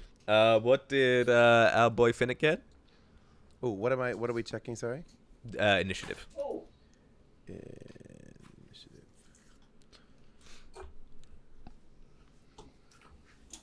18. Nice. 18. Finally. For initiative. Nim. All the way Nim's in your back in the car. Yeah. No, Nim's back in the drinks car, still telling this awfully dumb fake sob story to these old people and trying desperately not to roll her eyes the entire time. Yeah, Nim, you hear the bell start to go, and then you can kind of hear the bells on all the carriages start to go, and you see the bus, the steward come back, and he like looks panicked and just sprints from where he was towards the end of the train. I should go. I should follow him. Something's wrong, and I've got anyway. Bye. And then she just Are you going through the train or above the train? I'm going through the train. Do I need to go above the train? I mean, like it's some up to kind you. of weird bugbear? I need you to roll initiative 2, Nim. Yeah, I can do that. Sebastian, so use your blood maledict. Maledict. 24, please, because I got a natural 20. Okay, Nice. wow, 24.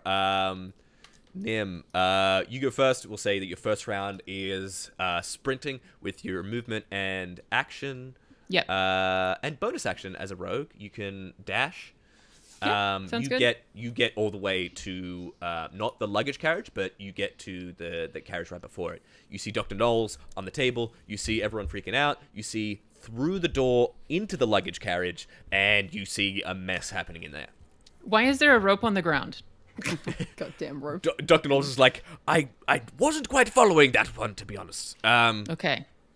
As it is Sebastian's turn, what is Blood Maledict? Is that a bonus action?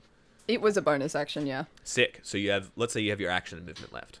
Okay, I'm gonna... God, what do I run around with? I'm gonna take out my light crossbow, and I'm gonna level it. Okay. It's gonna be like... Just think carefully if you try and hurt him, okay? I won't hurt you if you don't hurt him. I don't even know who you're talking about. Finnick, this one! The bunny. The rabbit? Yeah, don't... I thought you were trying to hurt him, are you not? No, I'm here for the thing. I just let go of the ropes. There's He literally tried to hurt clothes on you. the ground. He's stealing the thing. The thing. It's complicated. We talk after, okay? We have to. He didn't try to. We have to stop it. He has to leave it, right? He's gonna. Hey, put that back down, or it's on. You little motherfucker. How close am I to the door, Zach? Like, because my plan is to literally just, because I got initiative 21. Yeah. My plan is to literally just yeet off the train. Yeah, you're probably like 10 feet from the door, and probably like 20 feet from Finnick. Yeah, I'd like to get one of the suitcases that has flown open, grab it, and yeet out the door of the back of the train. Okay. Well, it's Sebastian's turn. Sebastian, are you doing anything with your action? You can hold it. You can use your movement. If he tries to hurt Finnick, I'll hold my action to fire my crossbow. But Sure. If he doesn't we try all- anything with Finnick, I'll leave it. Yeah. So it is Kyan's turn. Yeah. You grab just a random piece of luggage? Yeet. Yep, just you know how you get like the old box luggages? Yeah. Right? Yeah. I pretty much just want to jump in that and just go. So I'll you're see being yous later. You're being extracted from the roof of the train. Remember? I am, but now the plan's obviously very different. Well, that's where you're being extracted from. Like, Okay. Well, I could just instead of that, then I could just go out the back door, climb on the roof. Yeah. Okay. So with your movement and action, you climb up onto the rooftop. I mean, the wind is buffeting you up here. You've got the anchor in one hand, and then you see above you this airship. This looks like not too unlike a ship with sail, like a sea vessel. It's got sails, but the sails are kind of mounted on masts that span all around, like all the way, like completely, like 270 degrees around the vessel, leaving a sliver at the bottom, which is filled with burning logs of timber set in a mesh cage. As it does, it kind of like jettisons down towards you closer. It pulls in, and there is a platform kind of chunk opens, like the cargo hold opens. It's still probably like 20 feet or so above you and away. It's still kind of like pulling itself in. That is Kyan's turn. Finnick, what do you do? Especially since Sebastian has just been like, don't worry about it.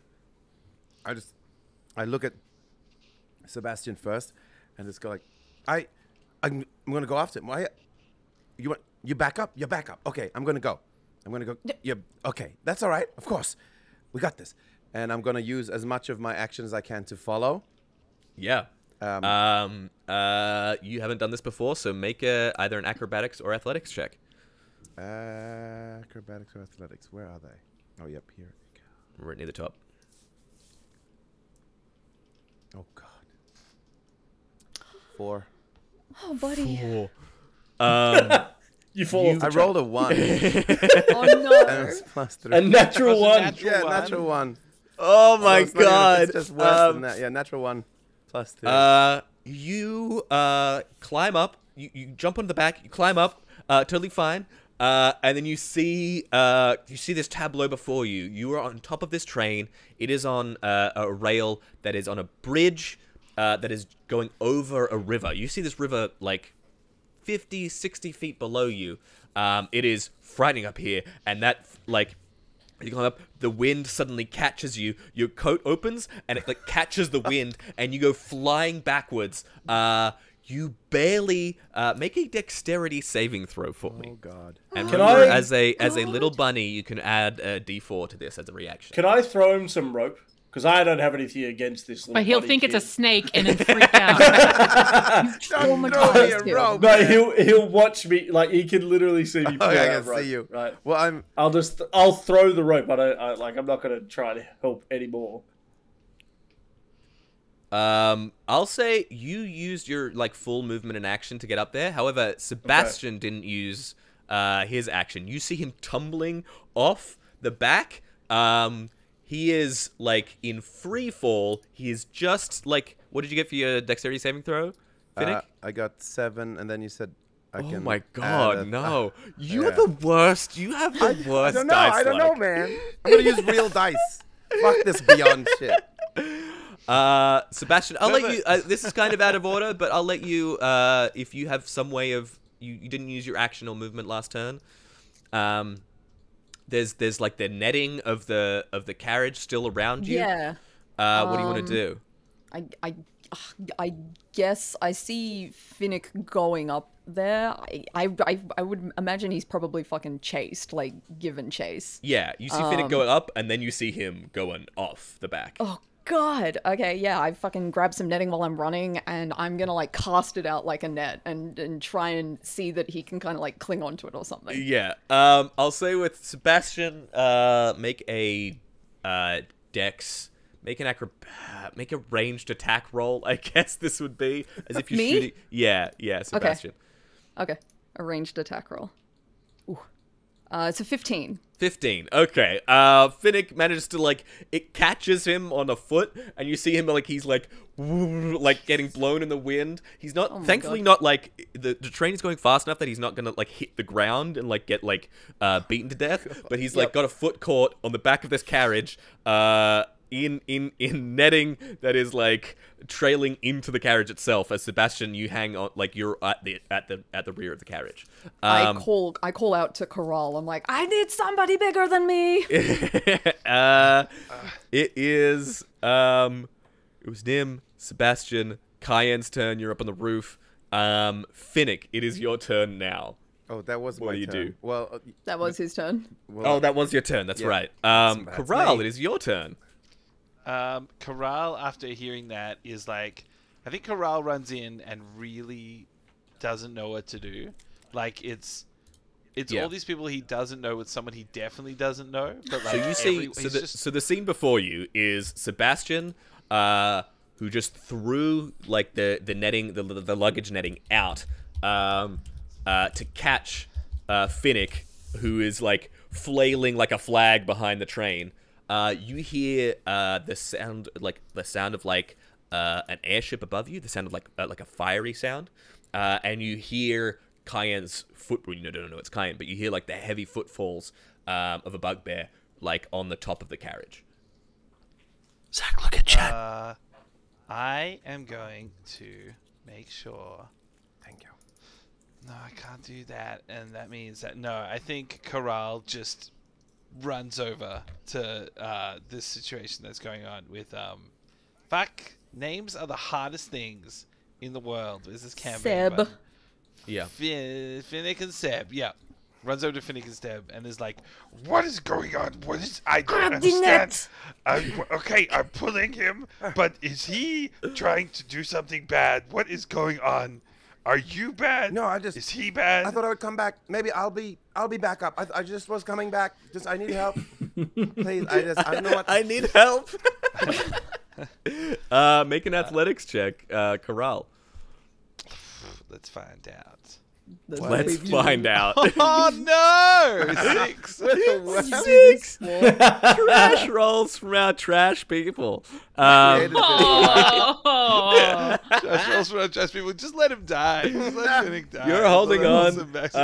You started. Can I have my 5k points back? This is just insulting. Corral, the netting is starting to tear, and you're holding it, but barely. As Sebastian, Corral, and Finnick on the end of this netting, as you hear and you can see now the airship coming down. Nim, sorry, what is it? Is Corral's turn? Yeah, Nim, it is your turn. God, so I'm inside the car that is currently experiencing all this chaos, or I'm outside the car? You're just outside that carriage. Okay. Dr. Knowles is like, Nim, you have to help them. You have to. I believe they're stealing the Ankh. Those ne'er-do-wells. I mentioned them. Oh, you did. And what are the odds that they would be on this very train? The thieves and snakes among us. The snakes among us. She Snakes on a train. The us at the very end of that sentence on purpose. Sorry, go ahead, Panda. What were you going to say? I was just saying snakes on a train. Snakes on a train. Yeah. You're welcome. How much psychic damage do I take from this? Joke earlier. That's wow. Yeah. Actually pretty good. Yeah. That was good. Is it 9:30? So Yeah. can I remove Carl from this call? 1 second. Don't, it'll mess with the overlay. No, I can't.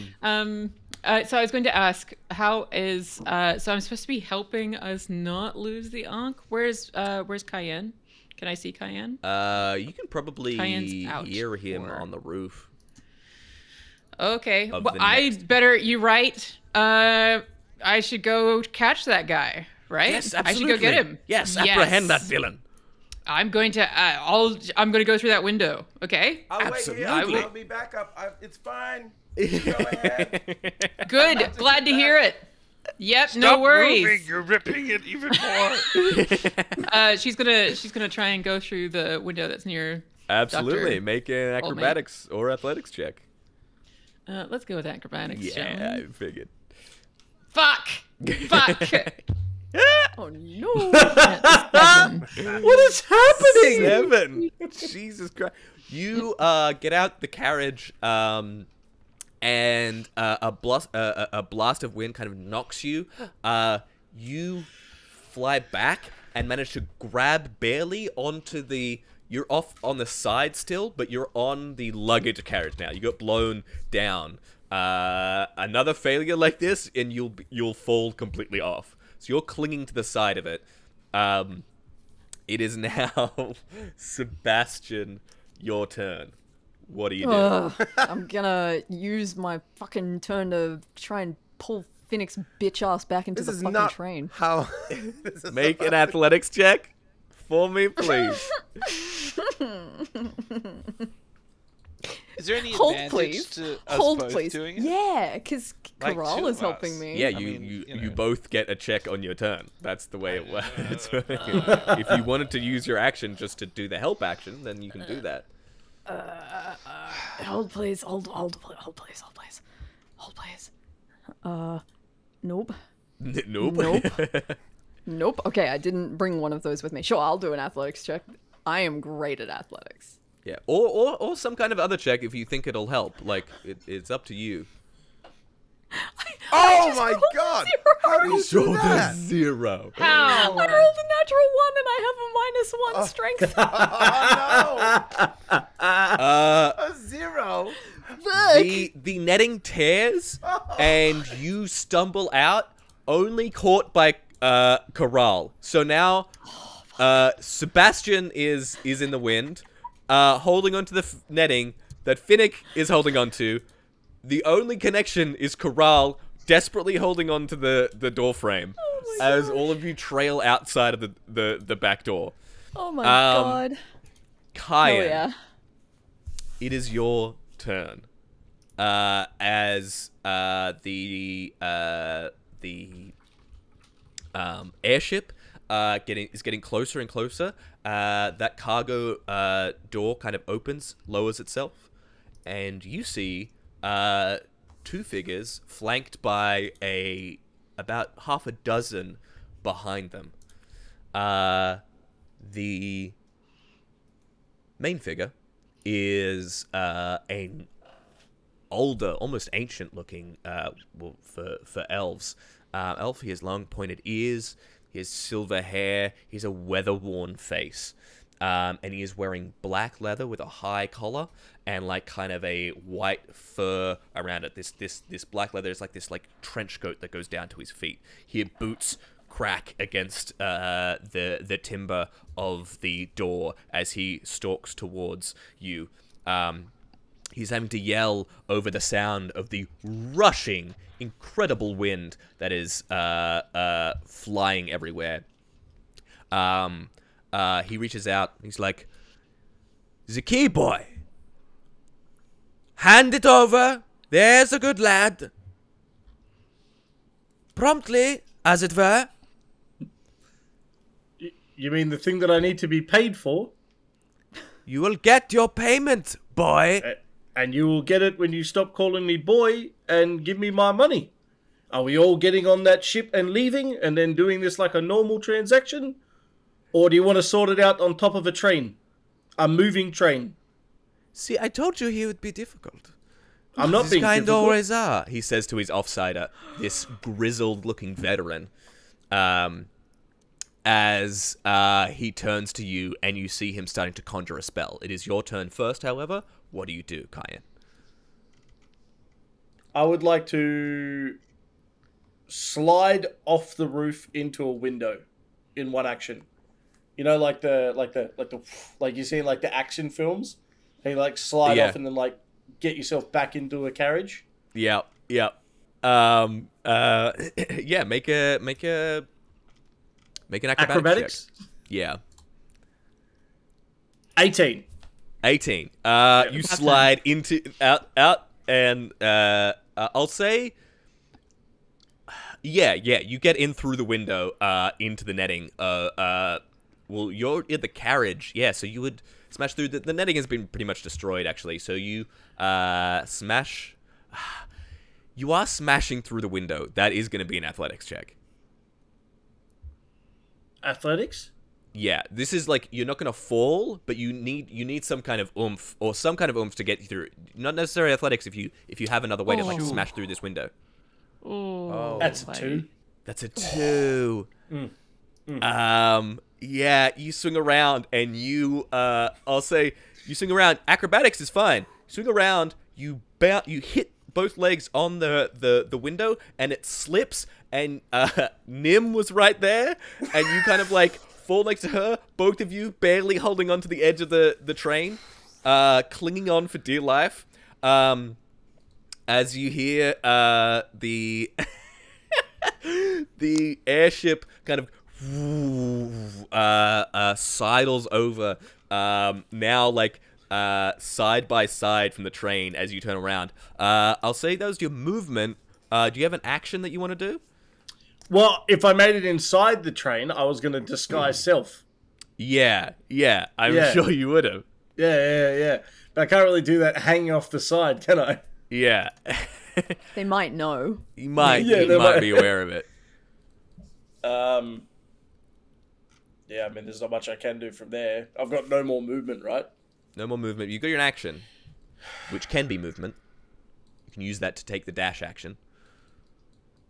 Let me have a look here. What have I got?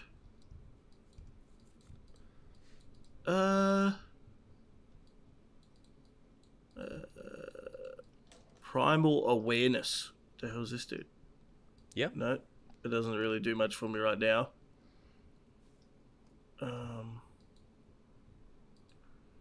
I mean, I could shoot at one of them. Yeah. If you want to. Yeah. Absolutely. You cast a spell. You could cast. You have a bonus action. You could cast. I literally, maybe I've done it wrong, but I literally have disguise self and rodentry. That's totally all right. Okay.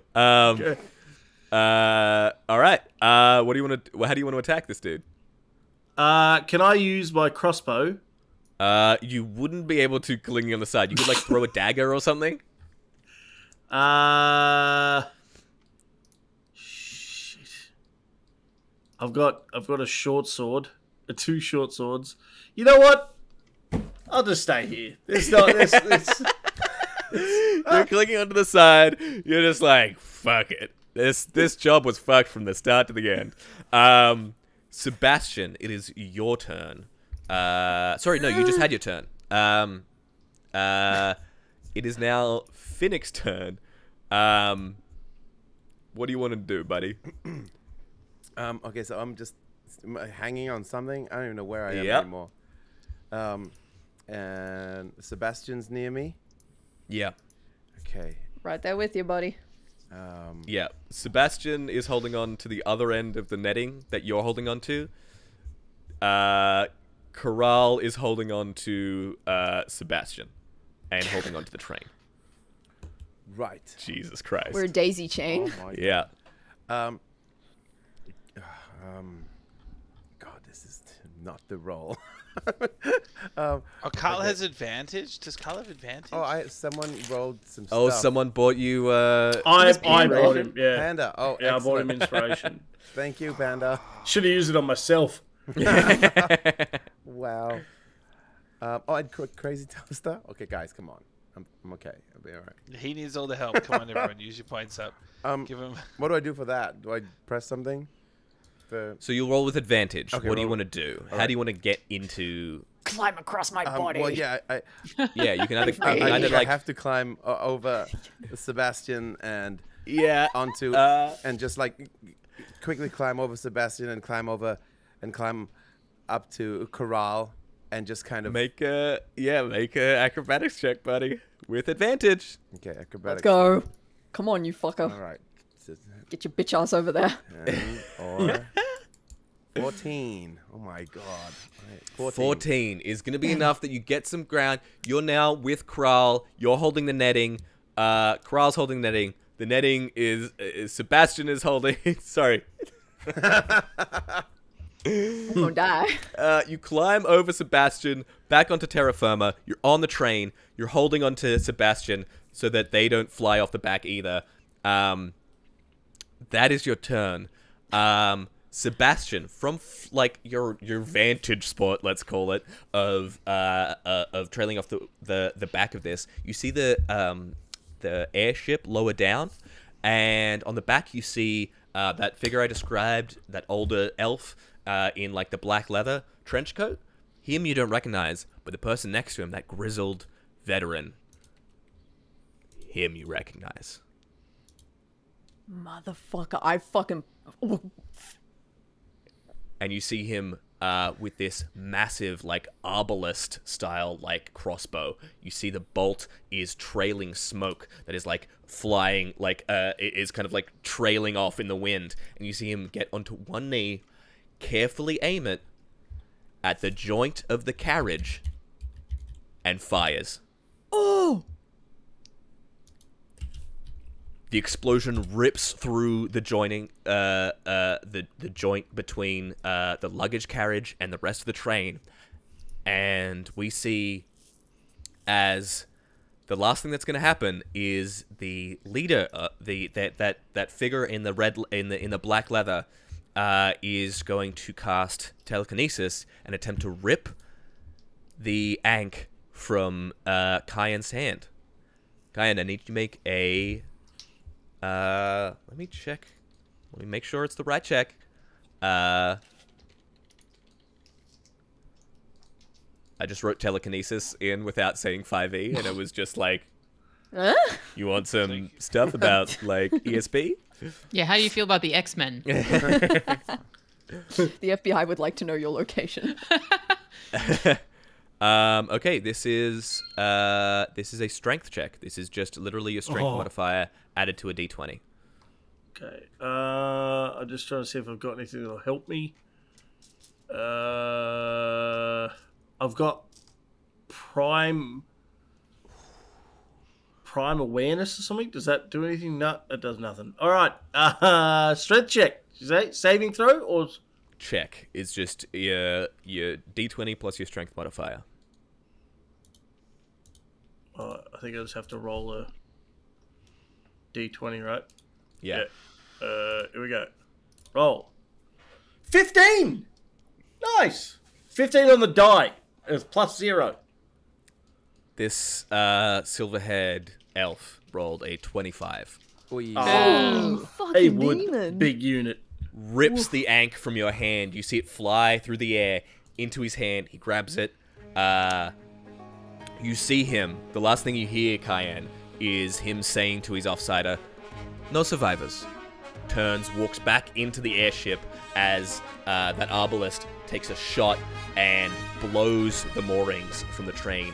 We see as the last train carriage slips off the bridge and in free fall down towards the river, hundreds of feet below. And we will end this session there. I didn't even get a chance to use my mage hand on that bitch.